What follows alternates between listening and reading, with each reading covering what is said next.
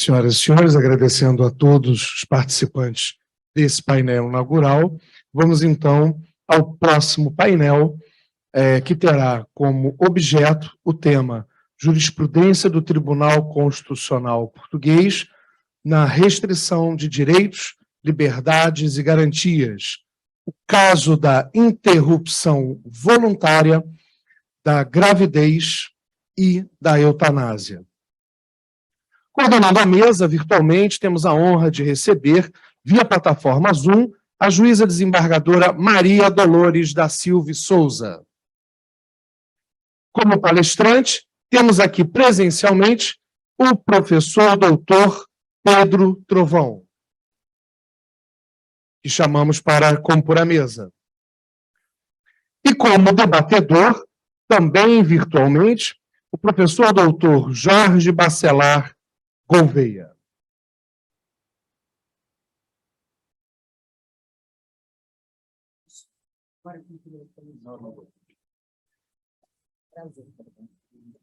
Já então, conosco a mesa principal, antes de passar a palavra à nossa coordenadora que está via online, plataforma Zoom, peço então que, em posição de respeito, possamos ouvir o hino de Portugal.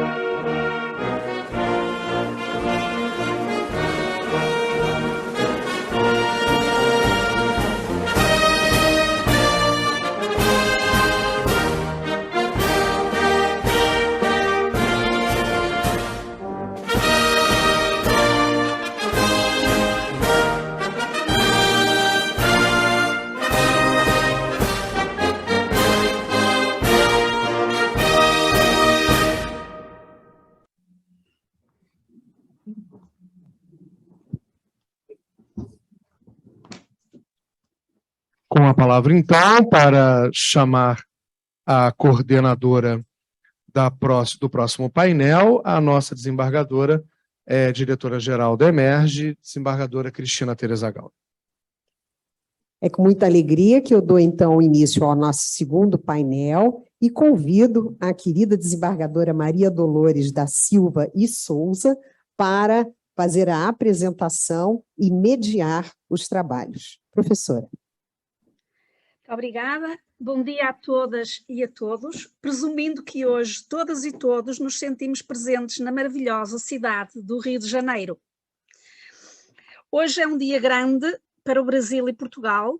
Para o Brasil, pelas razões adiantadas pela excelentíssima desembargadora Cristina Gáulia, e para Portugal, porque há 112 anos foi instaurada a República neste país.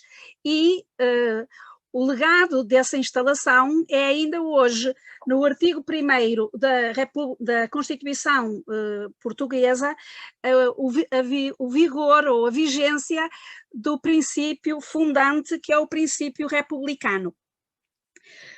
Feito este breve excurso por um tema que não me diz respeito, eu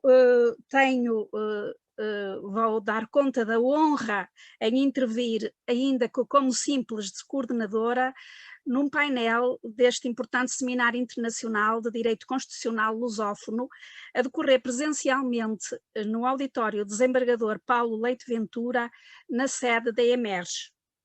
Deixo por isso os meus agradecimentos à organização do seminário, muito especialmente à excelentíssima desembargadora Cristina Gáulia, que tive o prazer de conhecer pessoalmente no Tribunal da Relação do Porto.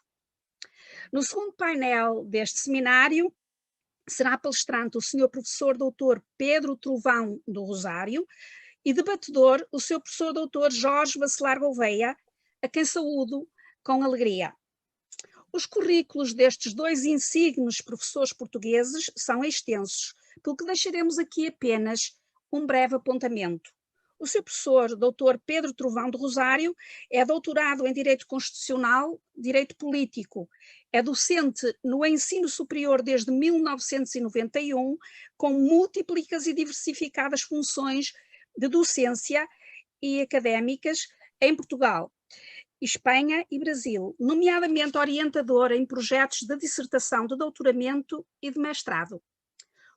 Possui diversas publicações na área do direito, em especial na área do direito constitucional, com destaque nos direitos fundamentais. Pessoalmente conheço através de publicação a harmonização das garantias em processo penal. Mais recentemente tem-se dedicado à área da governança corporativa, em especial a compliance. Tem publicações em Portugal, Espanha e Brasil. É regularmente palestrante em seminários, conferências e colóquios em muitas áreas do direito em Portugal e no estrangeiro. É presentemente professor associado e diretor do Departamento de Direito da Universidade Autónoma de Lisboa e presidente do ECII, Ethical and Compliance International Institute. Foi vice-presidente da Fundação Universitária Internacional, com sede em Madrid. É doutor honoris causa pela ULAC, Universidade Latino-Americana e do Caribe, com sede em Caracas, na Venezuela. Membro honorário do Instituto dos Advogados Brasileiros, é advogado em prática ininterrupta desde 1993. Interessa-se pela atividade associativa e teve vários cargos nos órgãos do poder autárquico, nomeadamente na cidade de Palmela, onde vive. Muito bom dia, Sr. Professor. Por sua vez, o Sr. Professor Dr. Jorge Bacelar Gouveia é doutor em Direito na especialidade de Direito Público, professor catedrático em várias universidades portuguesas e professor visitante e coordenador científico do curso de doutoramento em Direito da Faculdade de Direito da Universidade Católica de Moçambique. Foi coordenador de mestrado e doutoramento, ambos em Direito e Segurança, da Faculdade de Direito da Universidade Nova de Lisboa. É advogado, jurisconsulto e árbitro. Autor de manuais, monografias e artigos científicos em diversos domínios científicos, de que se evidencia o direito constitucional, incluindo os direitos fundamentais, o direito regional e o direito eleitoral, e o direito internacional público, incluindo os direitos humanos, o direito do mar e o direito do espaço. É diretor de várias revistas de direito, antigo delegado de Portugal, ao Subcomitê Jurídico do Comitê das Nações Unidas para o Uso Pacífico do Espaço Exterior. Foi deputado na Assembleia da República Portuguesa e tem uma atividade cívica intensa desde 2002 e até à atualidade. Muito bom dia, Sr. Professor. O painel tem o seguinte formato. Em primeiro lugar, vamos ouvir o Dr. Pedro Trovão do Rosário, presente no auditório da sede da IMERGE, falar sobre jurisprudência do Tribunal Constitucional Português na restrição de direitos, liberdades e garantias, o caso da interrupção voluntária da gravidez e da eutanásia por um período de 30 minutos. De seguida, o Sr. Professor Dr. Jorge Bacelar Gouveia, via Zoom, debaterá o tema do painel por um período de 10 minutos. Tenho, portanto, a honra de passar a palavra ao Sr. Professor Pedro Trovão do Rosário para que dela use pelo período de 30 minutos. Muito obrigada.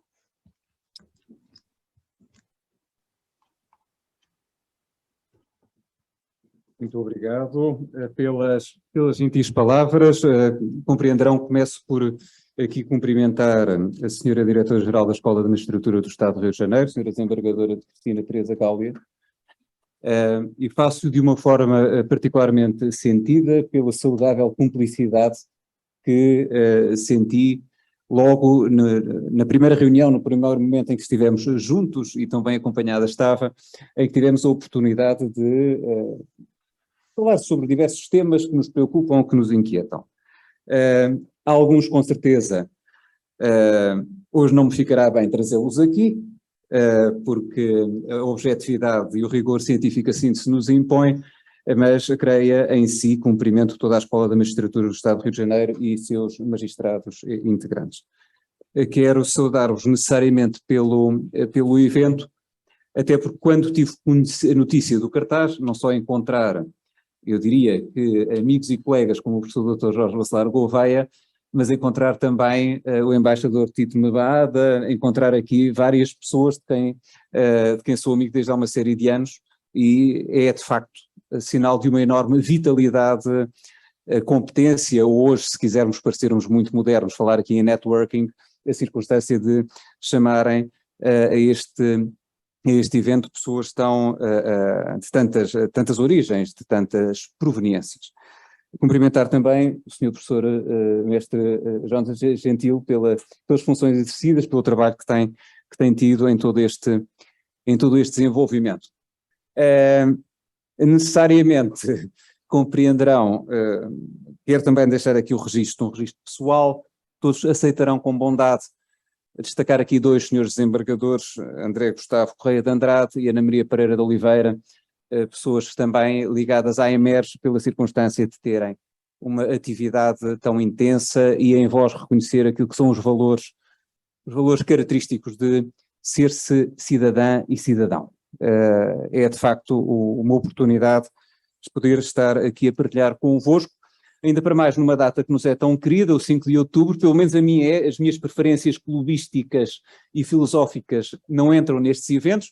Já o Sr. Professor Dr. Jorge Bacelar Gouveia não tira dali o seu cascol do Sporting, que lhe fica bem, não está em causa, que lhe fica muito, muito bem, e também partilho o gesto da bandeira que fez há pouco, quando do hino. Comentava há pouco com a senhora professora Maria Ângela Carrascalão, a circunstância de nós não termos tanto o hábito de tocar o hino em Portugal, tradição essa que se mantém no Brasil, soube agora também que em Timor-Leste, na Venezuela e em tantos outros estados. É um momento bonito, mas não seja de partilha e de referência. Para mais, no 5 de outubro. E, não estando aqui o Sr. Desembargador Carlos Gustavo Viana de Direito, no entanto, dizer que a minha pronúncia é esta, não sei, não vou pedir desculpa, porque me orgulho dela, como gosto de ouvir e de sentir todas as pronúncias e tudo o que seja diversidade, porque é efetivamente aquilo que nos permite crescer e nos permite caminhar, avançar e melhorar enquanto pessoas, é com a diversidade. Se fôssemos todos iguais, se todos gostássemos do mesmo, além da monotonia, com certeza que não conseguiríamos evoluir, porque sendo todos iguais seria, obviamente, impossível a caminharmos para mais adiante. Professor, Final. Minha mãozinha vai se levantar sim, aqui, como se levantaria na... Se o senhor me permite a quebra do protocolo, só para esclarecer, porque o professor Gentil me fez uma pergunta durante a fala dele, estou falando muito rápido. Sim. Na verdade, nós temos um problema em entender em muitos momentos os portugueses. E ele me fez essa pergunta porque no último evento em que estivemos juntos, havia uma tradutora de Libras.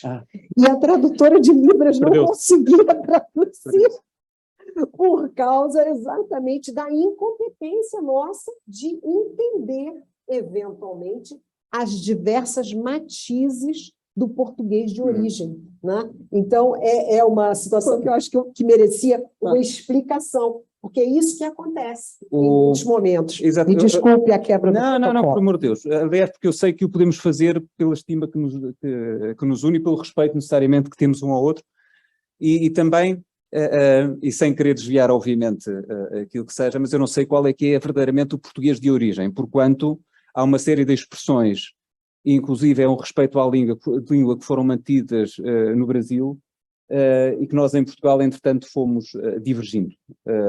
Há expressões que ainda hoje são utilizadas, por exemplo, no foro, naquilo que são as expressões jurídicas ainda no Brasil e que nós em Portugal deixámos de utilizar. E depois teremos com certeza, isto é para fazer inveja aos nossos colegas que não estão aqui connosco, mas durante o almoço poderemos falar sobre o tema. Muito bem, fica aqui já a nota do meu mal-feitio. Necessariamente cumprimentar a senhora desembargadora Maria Dolores da Silva e Sousa, agradecer a apresentação inicial, a disponibilidade e a competência que todos lhe reconhecemos, como é óbvio, e agradecer imenso e a oportunidade, o sentimento de honra que tenho por estar aqui consigo hoje, assim como com alguém que eu já referi como sendo, e por esta ordem, meu amigo e colega, Sr. Professor Dr. Jorge Bacelar Gouveia. Já são uns bons anos que temos de saudável cumplicidade. E inclusive quando soube que seria o meu debatedor, ou que me estaria a acompanhar, e sabendo que os dois gostamos muito de atividades náuticas, considerei que seria interessante aqui puxar um pouco a vela, num sentido que eu sei que não é exatamente o seu, para também aqui animar eventualmente o nosso debate subsequente, porque é sempre um gosto enorme estarmos os dois por tantas coisas que nos ligam e nos associam desde há tantos anos. Começar por justificar o tema. Quando recebi o convite da Emerge, o primeiro cuidado, e deu-se a circunstância inclusive de estar em Santa Catarina, onde também estava a chover, eu começo a ficar preocupado porque eu trago a chuva literalmente para o Brasil, mas estava em Santa Catarina e a certa altura eu perguntei qual seria o tema que mais motivaria agora magistrados e no âmbito de um tema geral de um seminário sobre contexto histórico e desafios atuais na garantia de direitos fundamentais. E que, como foi dito por colegas académicos, universitários, professores e magistrados, foi a temática da...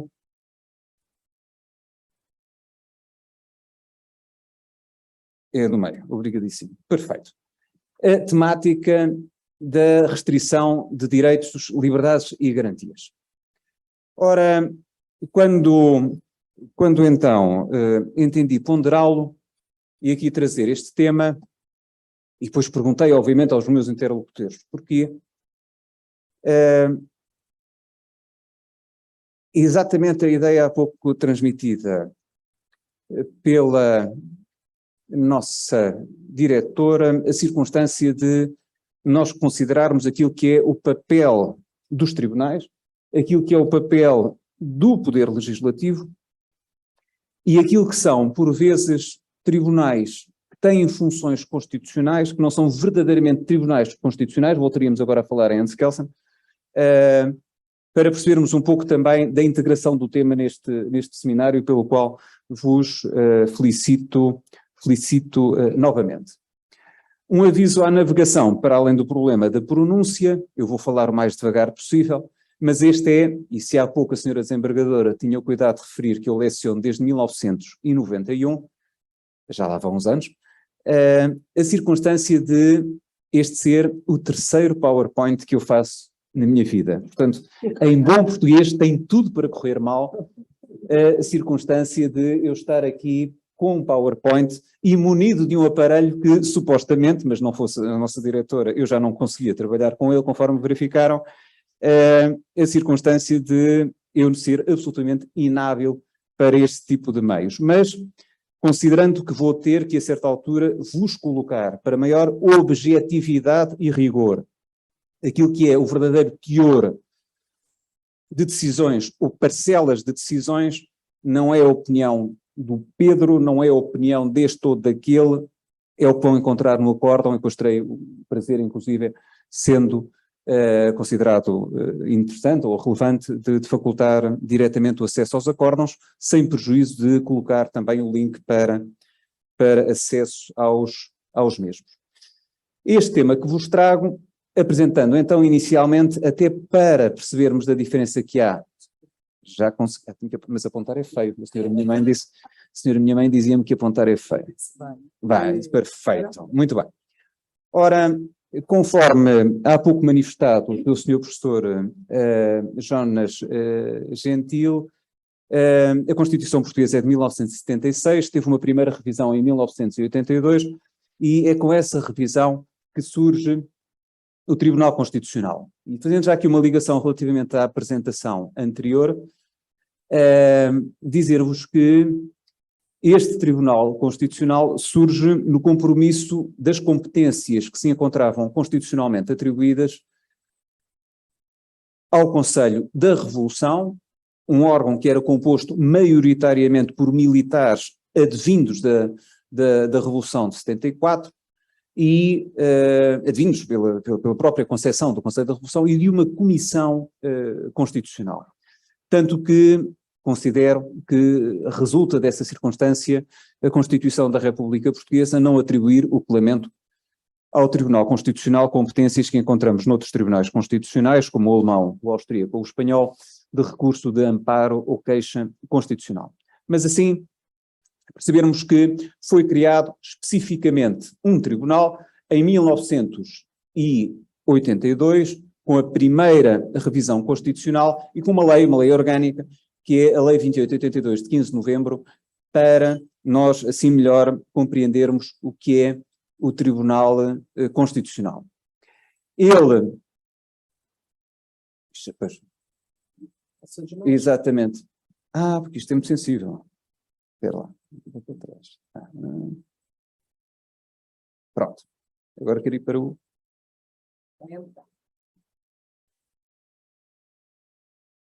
Pronto. Sim, senhora. Muito bem. O que queria então que nós percebêssemos é este Tribunal Constitucional vai ser criado de uma forma diversa daquilo que nós encontramos noutros tribunais. E se há algum de vós começar a certa altura a sentir alguma proximidade ou algumas referências, vamos imaginar um outro tribunal que se chamasse Supremo Tribunal Federal, por vezes são mais coincidências do que verdadeiramente aquilo que esteja em causa. Nós temos uma Constituição, eu estou a fazer aqui a ligação com a apresentação precedente. Portugal afirma-se efetivamente como uma república, cá está, 1910, 5 de outubro de 1910, assente nas premissas de Estado de Direito Democrático, é um Estado unitário ao contrário do brasileiro e, no entanto, tem, no essencial, características similares àquela que encontramos em Portugal, em Angola, Guiné-Bissau, São Tomé e Príncipe, todos estes Estados, Timor-Leste, todos estes Estados, muito embora, ao contrário destes outros Estados, o Brasil seja um Estado federal, o que por si só não é despiciente quando tratamos sobre estas matérias, sobre estas diversas questões. Ora, isto é o terceiro e último PowerPoint. É o terceiro e último PowerPoint que eu faço. Muito bem. Sim, senhora. Muito bem. Primeira questão que queria que de alguma forma compreendêssemos, porque vai ligar às questões. O Tribunal Constitucional português surge num compromisso assaz curioso, porque a Constituição Portuguesa de 1976, já aqui o referi curiosamente nesta sala, é uma Constituição que foi influenciada, entre outras, pela Constituição da República Portuguesa de 1911, a primeira republicana, que por sua vez havia sido influenciada pela Constituição Brasileira de 1891, ou seja, numa ótica de controle difuso da constitucionalidade. Por outras palavras, a Constituição da República Portuguesa determina que todos os tribunais têm o poder e o dever de apreciar da inconstitucionalidade ou não inconstitucionalidade das normas. Tal o que consta hoje do artigo 204 da Constituição da República Portuguesa. Ou seja, ao contrário do que sucede, por exemplo, na Alemanha ou na Áustria, o Tribunal Constitucional Português, no tocante às decisões em matéria jurídico-constitucional, tem como que um momento de partilha de competência com todos os demais tribunais. Sendo que, no entanto, e nos termos do artigo 221 e seguintes da Constituição da República Portuguesa, desde 1982, o órgão de soberania é o tribunal que tem uma competência própria para administrar a justiça em matéria jurídico-constitucional. E este equilíbrio não é necessariamente fácil, particularmente para aqueles que são os operadores da justiça. Para terem uma pequena ideia, 2/3 ou mesmo a 4/5 dos recursos que são interpostos junto do Tribunal Constitucional Português em sede de fiscalização sucessiva concreta, ou seja, aquilo que seriam os meios de recursos junto do Tribunal Constitucional, similares àquilo que encontramos no Brasil, são liminarmente interferidos exatamente por dificuldade em atuação junto do Tribunal Constitucional pelos diversos operadores. Assim, percebemos que a temática, a compreensão, a análise do Tribunal Constitucional Português nem sempre é particularmente fácil, ou a atuação junto do mesmo. Ora, também confere alguma dificuldade no tocante ao Tribunal Constitucional Português a sua composição resultar essencialmente de um processo que é político. A Constituição de Angola de 2010 tem uma solução que me parece muitíssimo mais interessante. O Sr. Professor Dr. Cafta Costa, creio que aqui concordará. Nós temos no Tribunal Constitucional Português 13 juízes conselheiros, em Angola são 9, mas desses 9, 3 são designados pela Assembleia Nacional, outros 3 pelo Presidente, pelo Conselho Superior de Magistratura, por concurso público também, ou seja, tem uma composição que me parece, inclusive, que é muitíssimo mais interessante do que aquela que nós temos. Eu agora vou, sim, discretamente, baixar um bocadinho o tom de voz, do que temos na designação de ministros para o Supremo Tribunal Federal Brasileiro e temos para o Tribunal Constitucional Português. Ou seja, a circunstância de termos um tribunal que tem competência em matéria constitucional, e não podemos esquecer que o direito constitucional é tantas vezes sinónimo do direito político, a composição do órgão poderia, creio eu, e tenho sido algo crítico, poderia ser, e agora voltando a falar apenas no Tribunal Constitucional Português, poderia ser melhorada. Isto a despeito da circunstância de uma colega nossa ter tido o trabalho hercúleo de fazer o levantamento das diversas decisões do Tribunal Constitucional Português entre 1982 e 2007, ou seja, nos 25 anos do Tribunal Constitucional Português, e chegado à conclusão de que efetivamente essas decisões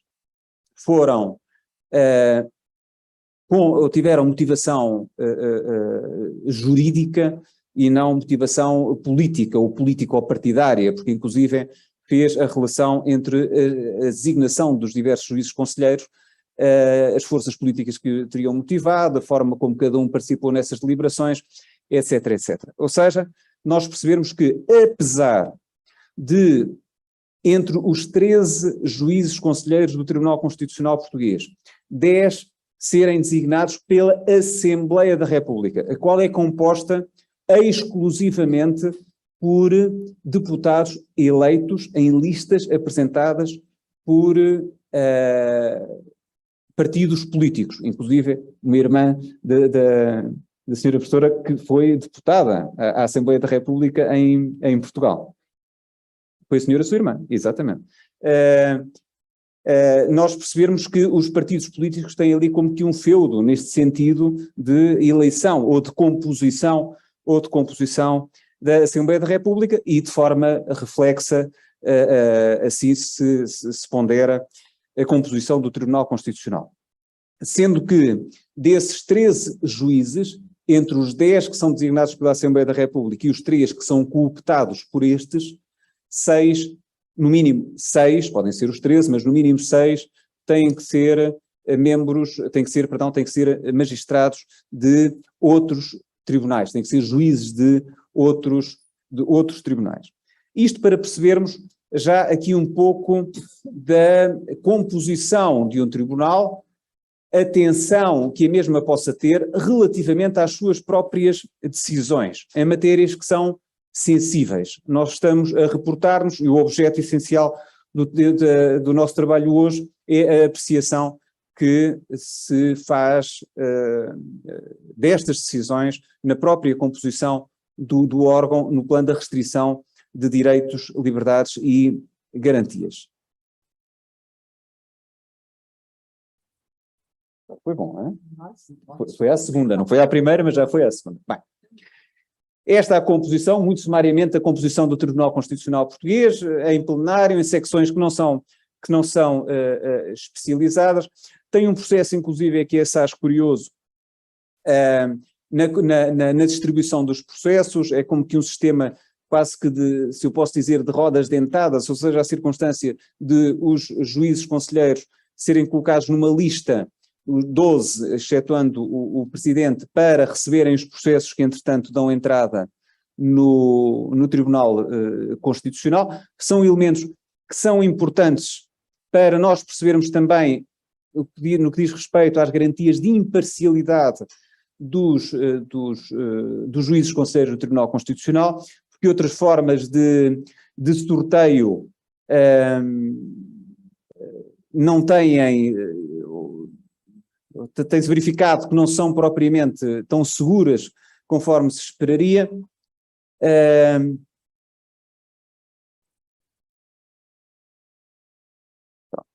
E vamos nos aproximando do nosso estudo, mas creio que é importante fazer esta abordagem primeira. O Tribunal Constitucional Português, cujo único objeto é da apreciação da inconstitucionalidade ou não inconstitucionalidade, ou também ilegalidade ou não ilegalidade de normas, pode fazê-lo de uma forma abstrata ou de uma forma concreta. De uma forma concreta, quando se aprecia da inconstitucionalidade ou não inconstitucionalidade de uma norma aplicada numa ação, num determinado pleito, ou não aplicada num determinado pleito em decisão de um tribunal, a decisão do tribunal, pela própria conformidade ou desconformidade da norma, pode ser apreciada em sede de recurso pelo Tribunal Constitucional. Isto prende-se com o artigo 280 da Constituição da República Portuguesa, mas pode haver também formas de apreciação da inconstitucionalidade ou não inconstitucionalidade de normas por via abstrata. Ou seja, de uma forma totalmente objetiva, sem qualquer grau de subjetividade, e é aquilo que nos vai aqui motivar hoje. Vamos deixar a concreta de lado. A abstrata pode ser preventiva, sucessiva ou por omissão. Preventiva é prévia à assinatura, no caso das regiões autónomas, ou da promulgação, no caso dos atos legislativos da Assembleia da República ou do Governo da República, por iniciativa do Presidente, e a sucessiva abstrata resulta, mais uma expressão que eu gosto particularmente no direito constitucional brasileiro e que em Portugal já começamos finalmente a utilizar, que é a expressão dos legitimados.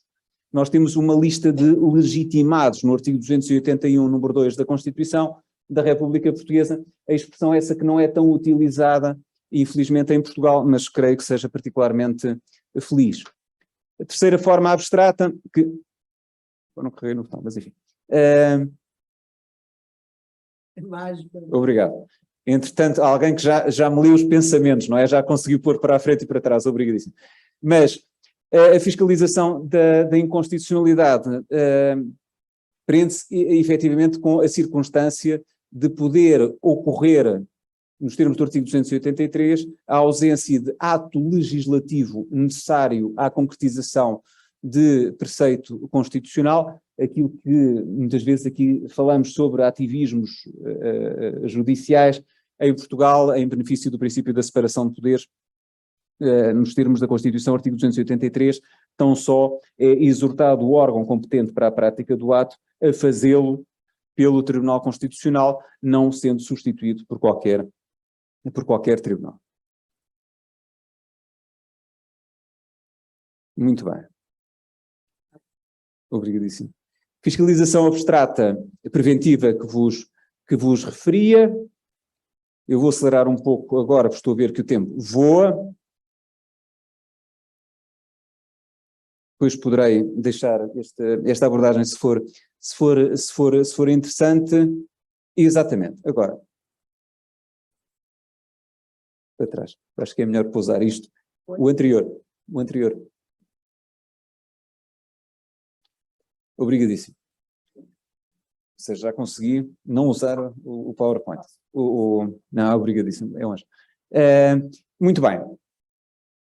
Primeiro, antes de uma norma ser promulgada, ou seja, a figura da sanção por parte do Presidente da República, este tem o poder de enviar um pedido ao Tribunal Constitucional para que este se pronuncie sobre a inconstitucionalidade ou não inconstitucionalidade dessa norma.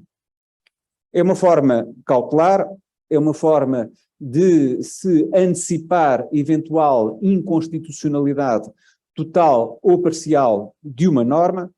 O Presidente da República pode suscitá-lo, prende-se com o artigo 278, número 1 da Constituição da República Portuguesa. Também os representantes da República, relativamente às regiões autónomas, o podem fazer nos termos do número 2, mas relativamente a outros atos. E o que está em causa é exatamente essa tentativa de prevenção. O Tribunal Constitucional tem, nos termos do artigo 278 da Constituição, tem um prazo de 25 dias para decidir. E é dos poucos prazos, digamos, que nós encontramos para uma decisão do Tribunal Constitucional. Tem 25 dias para se pronunciar e este prazo pode ser, inclusive, encurtado por pedido fundamentado do Presidente da República. O que é que está aqui em causa? O Presidente da República pode pedir ao Tribunal Constitucional que se pronuncie. Não está obrigado a suscitar essa fiscalização preventiva da constitucionalidade. O Presidente da República pode fazê-lo, mas fica vinculado à decisão do Tribunal Constitucional se este se pronunciar pela inconstitucionalidade da norma. E nesse sentido, então, o Presidente da República tem que vetar por inconstitucionalidade a norma. Artigo 279, número 1. Embora, no caso da Assembleia da República, possa esta confirmar o decreto declarado inconstitucional, mas é um procedimento e é algo que depois podemos falar mais adiante se tiverem interesse nessa circunstância. Ora, um primeiro momento, o Presidente da República pode, não está obrigado a tal, pode suscitar a fiscalização preventiva da constitucionalidade. Não está obrigado. Situação diversa é o Presidente. Consegue pôr no seguinte. Obrigado. Ótimo. Ótimo. Obrigado. Situação diversa é a seguinte. Depois da revisão constitucional de 1997, há pouco referida pelo professor mestre Jonas Gentil, houve um manifesto reforço na Constituição da República Portuguesa da figura do referendo. Ou seja, o então líder de um partido nacional, hoje Presidente da República, o professor Dr. Marcelo Rebelo de Sousa, num processo até interessantíssimo em termos de análise política relativamente ao então secretário-geral de outro partido, motivou uma revisão constitucional da qual veio a suscitar-se a alteração ao artigo 115. Ora, nos termos do artigo 115 da Constituição, no seu número 8, o Presidente da República, quando a Assembleia da República ou o Governo da República tenham suscitado a realização de um referendo, tem que obrigatoriamente perguntar ao Tribunal Constitucional se aquele referendo é ou não conforme à Constituição. Se a pergunta a ser colocada em referendo é ou não conforme à Constituição. Ou seja, de uma forma já cautelar, obrigatória e igualmente vinculativa relativamente ao Presidente da República. Porquê é que nos interessa? Porquê é que nos interessa esta distinção prévia? É que o Presidente da República em Portugal suscitou a fiscalização preventiva da constitucionalidade de uma norma que vamos ver a seguir relativamente à eutanásia, mas quando em 1998, como depois em 2006, se suscitou a realização de um referendo sobre a interrupção voluntária da gravidez, o Presidente da República estava obrigado a consultar o Tribunal Constitucional porque não poderia ser realizado um referendo nacional vinculativo nos termos do artigo 115 da Constituição, se não tivesse sido previamente auscultado o Tribunal Constitucional. Ou seja, estamos, e neste acórdão 288/98, o Presidente da República o que faz é, conforme vos referi anteriormente, nos termos do número 8 do artigo 115 da Constituição, pediu ao Tribunal Constitucional que, antes da realização do referendo, perguntasse se, manifestasse se era ou não inconstitucional aquela questão. Perfeito, obrigadíssimo. O que é que a Assembleia da República pretendia? Que se perguntasse aos cidadãos se concordavam com a despenalização da interrupção voluntária da gravidez, se realizada por opção da mulher nas primeiras 10 semanas em estabelecimento de saúde legalmente autorizado. Ora, esta a questão colocada ao Tribunal Constitucional e nesse acórdão, no acórdão em análise, no primeiro acórdão relativo à interrupção voluntária da gravidez,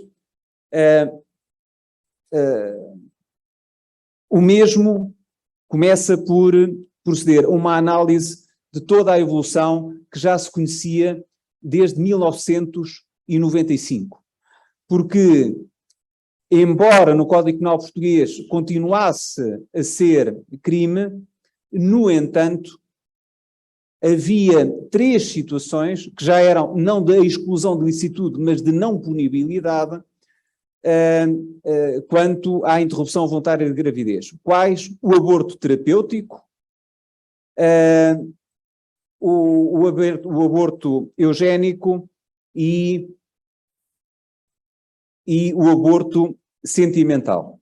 Ou seja, em 1995, já e antes, começara num processo por parte do legislador português, no sentido de se ir, de alguma forma, percebendo que a interrupção voluntária da gravidez, a sua punibilidade já ia conhecendo um processo. Ou seja, o referendo em si mesmo não aparecia de uma forma afastada daquilo que era, como que já uma certa dinâmica que a própria sociedade portuguesa ia, através do seu órgão legislativo, obviamente, permitindo. Porque a matéria penal é reserva de lei em Portugal. Não é como, não vou falar no STF, mas a circunstância de, eventualmente, algum tribunal já ter definido tipos legais de crime, quando seria só por parte do Legislativo. Isto tem a ver com o artigo 165, número 1, a linha C da Constituição. Ora, neste acórdão do Tribunal Constitucional é ainda ponderada a solução jurídica para a mesma questão apresentada em diversos outros Estados europeus, concluindo que enumero, que da análise comparativa do regime jurídico atinente à punibilidade da interrupção voluntária da gravidez, no quadro dos países da União Europeia, resulta que, salvo na Irlanda, o aborto não é punido quando efetuado dentro de certos prazos e existam indicações de ordem terapêutica, eugénica ou ética. E, para além disso, na esmagadora maioria desses países que partilham uma comum concepção dos direitos fundamentais da pessoa humana, todos reconhecendo designadamente o direito à vida, desde logo no âmbito da Convenção Europeia dos Direitos Humanos, hoje, a data dos direitos do homem, durante a fase inicial de gestação, é possível praticar a interrupção voluntária da gravidez em estabelecimento de saúde por opção da mulher. Ou seja, ao fazê-lo também para percebermos do cuidado que houve de direito comparado, de percepção no âmbito de instrumentos jurídicos, que se ponderariam. Bom, mas o artigo 24º da Constituição da República Portuguesa, para além de garantir a todas as pessoas um direito fundamental à vida, subjetivado em cada indivíduo, integra igualmente uma dimensão objetiva em que se enquadra a proteção da vida humana intrauterina, a qual constitui uma verdadeira imposição constitucional. Ora, é consabido, artigo 165, número 1, a linha B, artigo 18º, número 2 e 3 da Constituição da República Portuguesa, o legislador ordinário está vinculado a estabelecer formas de proteção da vida humana intrauterina, sem prejuízo de, procedendo a uma ponderação de interesses, dever balancear aquele bem jurídico constitucionalmente protegido com outros direitos, interesses ou valores, de acordo com o princípio da concordância prática. Sendo a vida humana intrauterina um bem jurídico constitucionalmente protegido pelo artigo 24º da Constituição, o que se coloca logo neste mesmo acórdão é determinar em que casos e circunstâncias, isto no âmbito da ponderação do princípio da concordância prática e no âmbito da coligação de direitos, se pode admitir a licitude da interrupção voluntária da gravidez, assim se recorrendo resolvendo os eventuais conflitos entre aquele referido bem jurídico e os direitos da mulher. Os direitos da mulher, não só o direito à vida, à saúde ou à dignidade, mas também a uma maternidade consciente e o direito ao livre desenvolvimento da personalidade.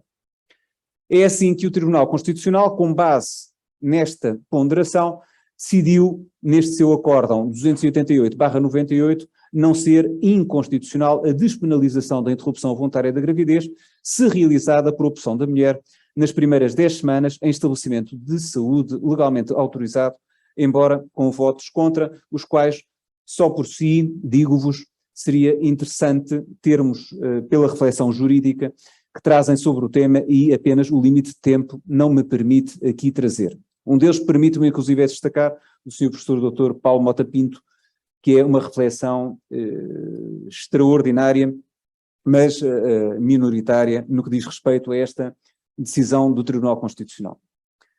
Uma nota, até para se explicar ou de alguma forma enquadrar relativamente ao acórdão seguinte, os portugueses em referendo manifestaram uma resposta negativa maioritária, ou seja, dos votantes, daqueles que participaram no referendo, 50,9 disseram que não, mas este referendo não foi vinculativo porque não teve a expressão de sequer de metade ou próximo dos eleitores inscritos no recenseamento. O que nos levará ao acórdão seguinte. Acórdão 617/2006. Notem, passaram entretanto 8 anos.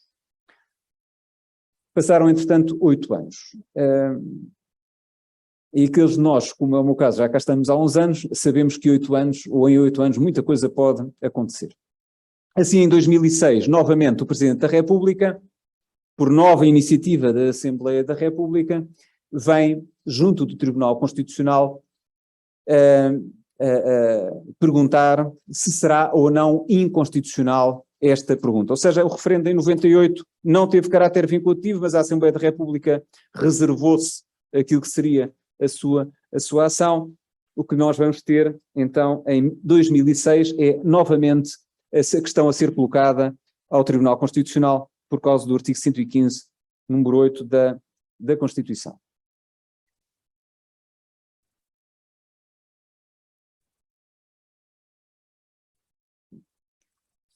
Muito bem. A mesma pergunta é colocada ao Tribunal Constitucional para que depois possa ser colocada aos cidadãos. Faço notar que o Tribunal Constitucional tem um cuidado inicial que é justificar porque é que considera importante rever toda a sua decisão, rever tudo aquilo que foi por si decidido em 1998 e, precisamente, um dos aspectos é a própria alteração parcial da composição do Tribunal. É a primeira questão que o próprio Tribunal entende e por aqui se vê também o cuidado, ou justifica também o cuidado que tive inicialmente na referência à própria composição do Tribunal Constitucional. A composição do Tribunal Constitucional, envolvidos 8 anos, é diferente, é completamente diferente. Os juízes do Tribunal Constitucional têm um mandato mais curto e que não lhes permitiria manter-se neste novo mandato. O que é que ocorre em 2006?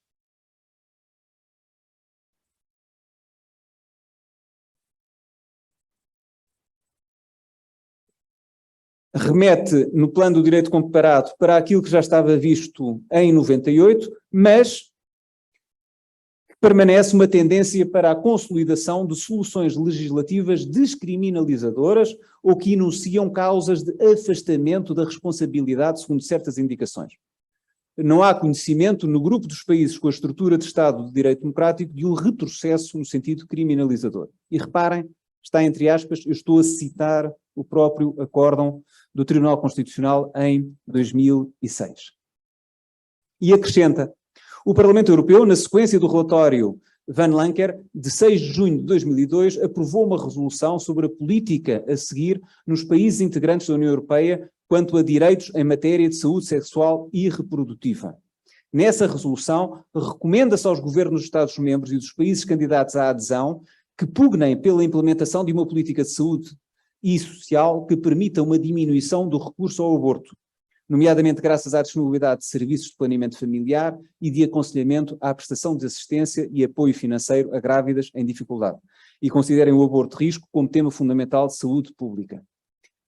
E é esta análise, esta evolução que vem a resultar no Acórdão 617/2006, no sentido de se considerar que a proposta não é inconstitucionalidade, não é inconstitucional, perdão, no sentido de poder ser perguntado e legislado seguidamente pela Assembleia da República pela despenalização da interrupção voluntária de gravidez até às 10 semanas por vontade da mulher em estabelecimento autorizado.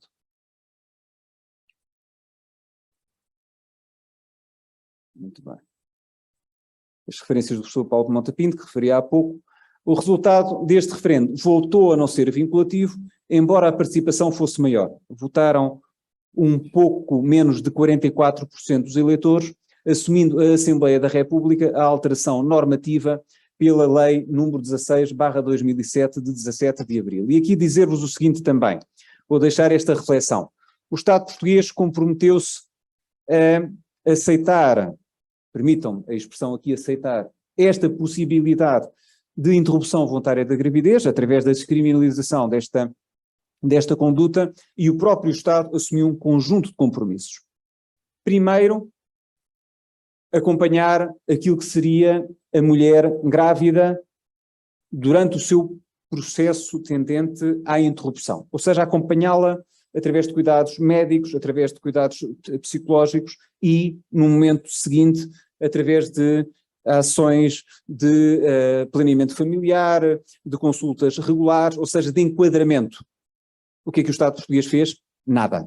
Ou seja, o Estado português, de uma forma, e isto é um elemento que não posso deixar de o referir, porque uma questão é a análise jurídica e o compromisso que o Estado português assumiu no sentido da descriminalização da interrupção voluntária da gravidez nestas circunstâncias, mas ao fazê-lo o próprio Estado tinha assumido um compromisso, é que ia apoiar a mulher grávida que queria interromper a sua gravidez e depois continuaria a acompanhar para que esta não assumisse uma conduta que é censurada efetivamente por toda a sociedade da interrupção voluntária da gravidez. Ou seja, destacarmos aqui elementos jurídicos de elementos não jurídicos. O que o Estado português fez? Rigorosamente nada. Assim, ora, ponderando a questão da eutanásia, onde também está em causa a restrição do direito à vida, e entendo que para além do direito à vida, outros direitos, nomeadamente liberdade de escolha de profissão, o direito à segurança no emprego, etc., porque só médicos é que podem praticar atos de boa morte ou eutanásia, esta questão não foi, na minha modesta opinião, devidamente ponderada, porque é um juramento de Hipócrates, e embora a sua última revisão já se aproxime da possibilidade de prática de atos de eutanásia, mas aquilo que nós temos que ter presente é verdadeiramente a circunstância de não haver da parte do médico a devida proteção relativamente à circunstância de, invocando a sua liberdade religiosa, invocando a sua... Muito obrigado. invocando a sua liberdade religiosa, a poder, a certa altura, ver o seu emprego ser prejudicado, o seu direito ao trabalho, o seu direito ao emprego. Bem, no tocante à eutanásia, e porque, entretanto, começaram agora a contar 5 minutos, peço desculpa, distraí-me com o tempo, mesmo com o PowerPoint, não consegui limitar aqui o meu tempo, e agradeço à senhora desembargadora também a paciência que tem tido para não me interromper na condução destes trabalhos. Relativamente à eutanásia, cá está. O Presidente da República não foi uma situação suscitada no âmbito de um referendo, foi suscitada após aprovação de ato legislativo pela Assembleia da República. E o Presidente da República, o atual Presidente da República, o professor Dr. Marcelo Rebelo de Sousa, suscitou a apreciação preventiva da conformidade constitucional da norma aprovada em Assembleia da República. Realizou, no âmbito do artigo 278 da Constituição, o que é que está aqui em causa? A antecipação da morte medicamente assistida, a qual implica a colaboração voluntária de profissionais de saúde na morte de uma pessoa a seu pedido, a qual até à data, portanto, hoje, ainda em Portugal, é crime, artigos 134 e 135 do Código Penal. Muito rapidamente, porque os 5 minutos de facto são 5 minutos. Neste acórdão, chamo a atenção novamente também para o estudo que é realizado a nível de direito comparado. Há 3 grandes tendências: a despenalização e a regulação expressa da eutanásia ativa ou do suicídio assistido, que são 2 figuras diferentes, conforme terão presente. Os Países Baixos, Bélgica, Luxemburgo, Canadá e alguns estados dos Estados Unidos da América, assim como Colômbia, Estado Australiano da Vitória e Nova Zelândia. A tolerância relativamente ao suicídio assistido, sem que seja conferida uma regulação legal expressa, no caso a Alemanha, Itália e Suíça. E, finalmente, a proibição da eutanásia ativa e do suicídio assistido, o caso de França e Reino Unido, entre muitos outros. O Tribunal Constitucional português vem a invocar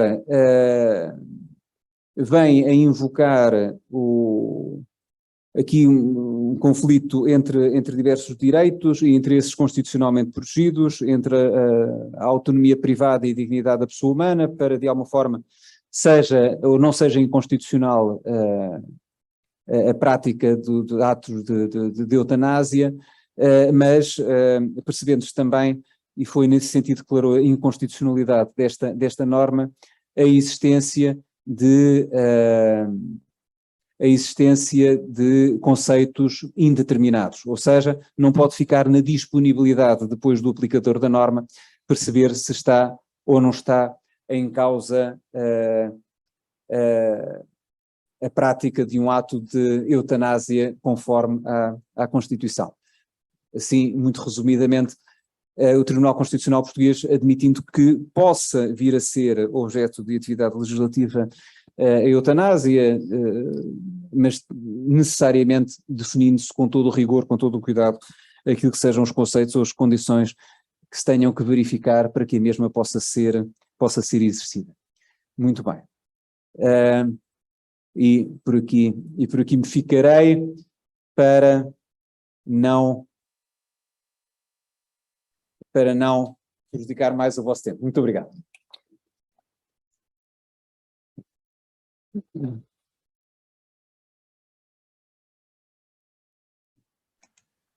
Muito obrigada, Sr. Professor Pedro Trovão do Rosário, pela tão construtiva e informativa palestra. É então chegada a hora de passar a palavra ao Sr. Professor Jorge Bacelar Gouveia para que dela use pelo período de 10 minutos. Muito obrigado a todas e a todos. Um grande gosto poder participar neste Seminário Internacional de Direito Constitucional Lusófono, presencialmente a ter lugar na cidade maravilhosa, pena que eu tenho de não lá estar, mas também com muitos outros colegas que estão a acompanhar via plataforma Zoom e também outros participantes e espectadores, e portanto saúdo todos de um modo geral, mas claro que de um modo especial gostaria de, em primeiro lugar, saudar a senhora diretora da escola da Emerge, aliás, a instituição que eu já visitei há uns quantos anos, e vejo realmente que está em grande pujança e, portanto, também na sua pessoa, senhora diretora, cumprimento também todos aqueles que fazem parte da escola e que têm contribuído para a consolidação da escola a olhos vistos. Também gostaria de cumprimentar o professor Jonas Gentil, presidente do Fórum Permanente do Direito na Lusofonia, da Emerge, meu antigo aluno, como ele disse, e fico feliz porque realmente o pouco que eu ensinei, pelos vistos, frutificou e não foi pouco. E eu ensinei-lhe assim uma coisa do tamanho do grão de mostarda, mas realmente ele apresenta aqui uma árvore muito frondosa, que é a sua sabedoria nesta matéria. E portanto é um grande gosto também rever aqui o professor Jonas Gentil e desejar-lhe as melhores felicidades também nessa aventura agora de continuar a sua carreira com o doutoramento. Também gostaria de cumprimentar a senhora desembargadora Maria Dolores Silva e Sousa e agradecer-lhe a benevolente apresentação do meu currículo e, claro, uma saudação também muito especial ao colega de há muitos anos, o professor Pedro Vão do Rosário, colega de várias andanças também, neste caso em particular, da Universidade Autónoma de Lisboa, onde somos professores, ele lá tem mais responsabilidades do que eu e que tem exercido bem essas responsabilidades, foi diretor do Departamento de Direito, e portanto é um grande gosto aqui estar e em particular fazer aqui um breve comentário sobre a sua excelente comunicação. Aliás, outra coisa não seria de esperar. Falou de vários temas, e não é possível eu fazer aqui uma apreciação, aliás, que é altamente positiva sobre os temas que ele referiu. Não vou guardar-lhe uma classificação de 0 a 20, porque isso não seria adequado, mas acredito que está, digamos, no escalão superior dessa hierarquia, do 0 a 20 está muito próximo já do 20, mas eu não vou dizer em particular qual é que é a nota. Neste caso, o Brasil seria de 0 a 10, é a nota 10, portanto aí já está resolvido. Mas, sendo nota 10, eu gostaria aqui de referir alguns assuntos, dois talvez, que me chamaram mais a atenção e que também propiciam alguma reflexão crítica, que é disso que se trata. O professor Tavão do Rosário referiu-se a vários aspectos, fez uma descrição muito interessante sobre a evolução do funcionamento do Tribunal Constitucional Português e as suas modalidades. Mas em particular eu talvez aqui salientaria dois aspectos que são neste momento mais queridos. Há um que está na atualidade e não é o da eutanásia, e há outro que tem estado ao longo do tempo subjacente a várias discussões jurídico-morais e jurídico-filosóficas. Vou começar por este, como imaginam, é a questão do aborto.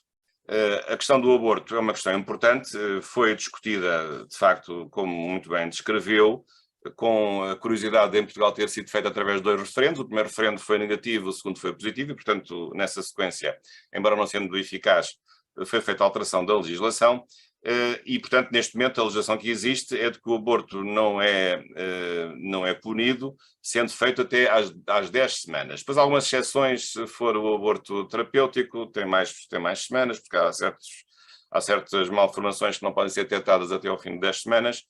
Mas o ponto aqui que eu acho que é mais importante, porque aqui houve um salto importante, que muitos consideram positivo ou negativo, cada um tem a sua opinião, mas é um salto realmente qualitativo, que é precisamente o salto de, a meu ver, pôr em causa o raciocínio da concordância prática. E, portanto, se até agora, ou se até essa altura, e já havia casos de despenalização da interrupção voluntária da gravidez já desde os anos 80, era uma questão de concorrência e de colisão, melhor dizendo, colisão de direitos. O que é que prevalece, o direito à vida da mãe e da saúde ou o direito à vida do embrião ou do feto? E claro, nesse caso parece que deve prevalecer o direito à vida da mãe, ou mesmo nos casos do direito à saúde, casos mais graves. A verdade é que com esta nova configuração da legislação, que está em vigor desde 2007, já não é bem isso que se trata, porque a mulher não tem que justificar coisa nenhuma, nem o Estado, para fazer o aborto. E, portanto, o aborto passou a ser, do ponto de vista da causalidade e dos argumentos morais ou jurídicos, absolutamente livre. Portanto, nem sequer tem que invocar razões económico-financeiras, ter perdido o emprego, ou de estar numa situação económica difícil que não estava quando engravidou, ou de estar numa outra circunstância. Não tem que justificar nada. Muitos interpretam isto como, e como também disse o professor Tavão do Rosário, que está dentro da ideia do desenvolvimento geral da personalidade. Portanto, a mulher não tem que se justificar, a mãe, neste caso, não tem que se justificar para fazer o aborto, mas a verdade é que aquilo que ela tem dentro de si não é uma coisa qualquer, é uma vida humana.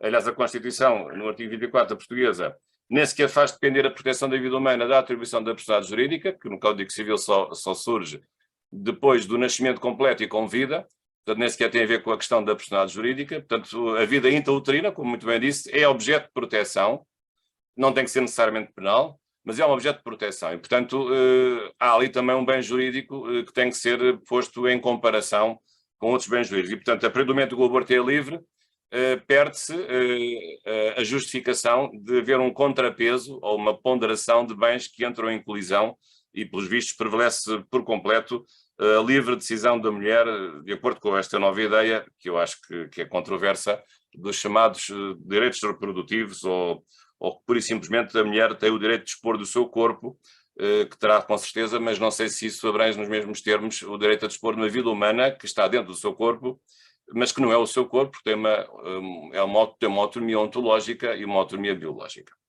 Este é o primeiro aspecto. Depois, o outro aspecto, digamos, abrandando aqui o frenesim discursivo, o outro aspecto é um aspecto mais político, que tem a ver com a designação dos juízes para o Tribunal Constitucional. Aliás, nós até em Portugal estamos aqui a atravessar uma situação um pouco caricata, e com o devido respeito pelos senhores juízes conselheiros do nosso Tribunal Constitucional, é que nós temos um juiz conselheiro vice-presidente do Tribunal Constitucional que já está sem mandato há quase um ano. Tem um mandato caducado e foi cooptado, mas já há quase há um ano que não é substituído.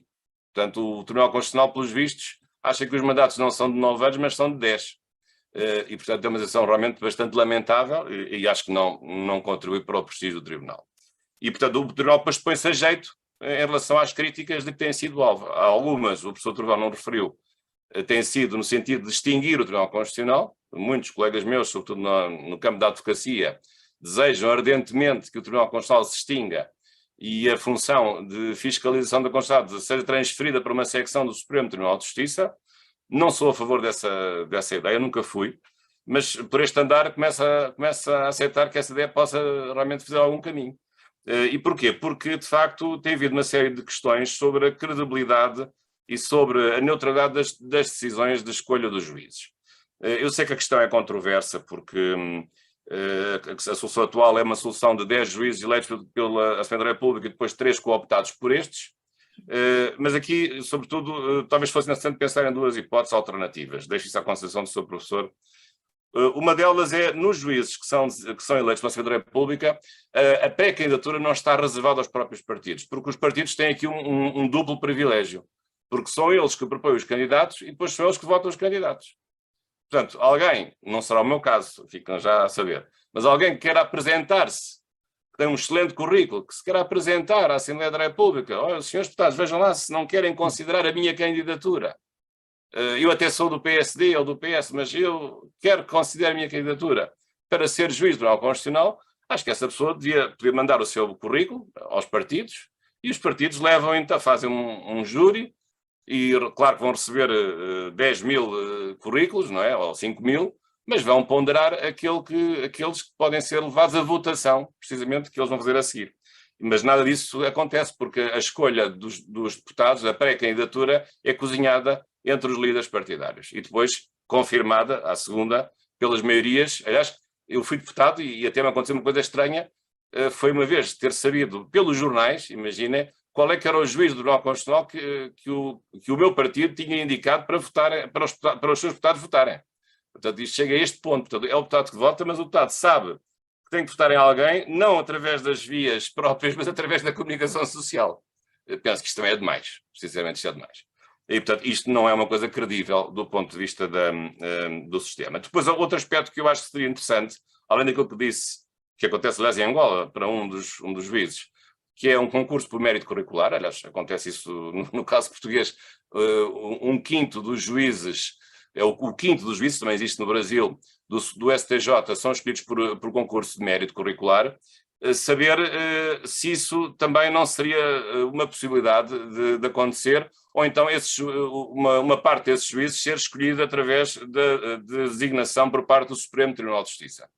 Uma vez que 6 dos 13 juízes têm de ser juízes de carreira, não têm que ser juízes conselheiros, podem ser desembargadores, até tem havido casos de juízes de primeira instância. A meu ver, penso que pela delicadeza da função, devem ser, se forem docentes, com o grau, a categoria mais elevada possível, e se forem juízes, pelo menos nos tribunais superiores, mas por que não ser o próprio Supremo Tribunal de Justiça ou os Supremos Tribunais, o Supremo Tribunal de Justiça e talvez o Supremo Tribunal Administrativo, escolherem uma parte desses 6 juízes que têm que ser juízes de carreira.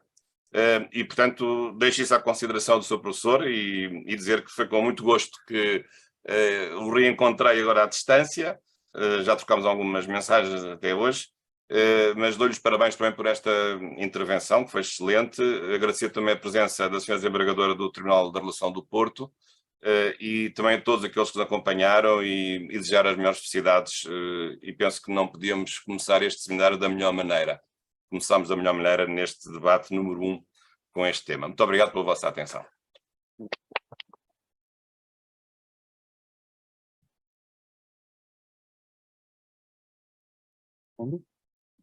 Desembargadora Dolores, a senhora quer fazer o encerramento? Exatamente. Eu presumo que o Sr. Pedro Trovão não quer dizer nada sobre a intervenção do Sr. Jorge Bacelar Gouveia. Eu acho que discretamente não querem que eu volte a falar porque eu não respeito o tempo. Eu serei muito rápido. Como tantas vezes acontece, ou é timbre, e depois ter tido o 10 ainda para mais, não me ficaria bem aqui apresentar qualquer... A referência passa muito rapidamente relativamente à composição do Tribunal Constitucional. Basta nós termos presente que parte importante da sua ação é no âmbito do artigo 70 da Lei Orgânica do Tribunal Constitucional, da inconstitucionalidade ou ilegalidade dos atos das regiões autónomas ou relativos à competência legislativa das regiões autónomas. Para todo sentido, creio que cada uma das regiões autónomas pudesse indicar um juiz conselheiro ao Tribunal Constitucional. O Conselho Superior de Magistratura ou o STF, conforme o Dr. Jorge Bacelar Gouveia mencionava também indicar, o Presidente da República indicar quer dizer, ou seja, no fundo, aqueles que são os órgãos que são demonstrativos, digamos, inclusive do campo de ação do Tribunal Constitucional Português. Muito obrigado, Sra. Presidente. Muito obrigado, Sra. Desembargadora. Obrigada, Srs. Professores. Obrigada, Srs. Professores. Saímos certamente todos mais enriquecidos e iluminados com a vossa prestimosa sabedoria. Muito obrigada pela vossa atenção. Vamos encerrar então o painel. Bom dia a todo o auditório. Muito obrigada. Obrigada, professores. Eu passo às mãos do professor Pedro Trovão o certificado de participação no nosso evento e a desembargadora e o professor Bacelar, que estão online, receberão o certificado pelo correio. E assim... Segunda-feira estou com o professor Bacelar. Então... Nós segunda-feira temos encontro marcado, não é? Vou pedir ao nosso departamento de... Temos porque vamos começar as aulas na Autónoma e o professor Trovão vai fazer a sessão de abertura lá. Eu lá vou receber então o certificado de vinho do Rio de Janeiro. Ótimo. Mais rápido do que a desembargadora Dolores. O dela vai online ou vai pelo correio. Não é? Obrigado a todos e todas, e eu devolvo a palavra ao nosso cerimonialista para o anúncio do próximo painel. Senhoras e senhores, agradecendo muitíssimo, em nome da Emerge, a todos os componentes da mesa, comunicamos então que ela se desfaz neste momento.